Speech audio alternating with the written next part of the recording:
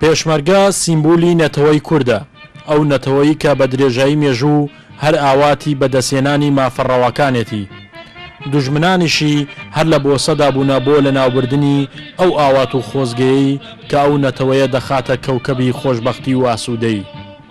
بەڵام هێز و بازووی پێشمەرگە هەموو جارەکان ئەو بۆسە و پلانانەی دوژمنی تێک شکاندووە و نەیهێشتووە بگاتە کوژانەوەی مۆمی هیواکان.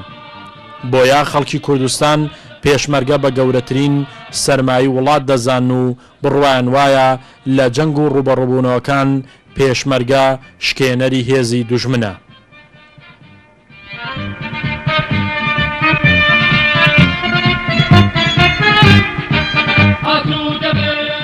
پیرۆزی ناوی پێشمەرگە لە هەموو قۆناغە سەخت و دژوارەکانی گەلەکەمان هەموو سنوورەکانی تێپەڕاندووە لای خەڵکی کوردستان و هەرکە ناوی پێشمەرگە دێتە زمان پڕاوپڕخەبات و تێکۆشان خۆی چەکەرە دەکات، ئیتر هیچ بربەست و کەلێنێک نامێنێ بۆ ئەوەی نەتوانی داکۆکی لە خاک و نیشتیمان بکەی.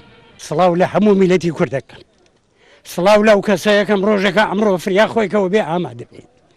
من کابرایەکی خۆبەخشم 73 ساڵ تەمەنم هەیە، بە پێی خۆم هاتووم بەبێ داواکاری بۆ ئەم شەڕ و داواکە لە میلەتی کوردەکرێت، داوا لە هەموو میلەتی کوردەکەم ئامادە.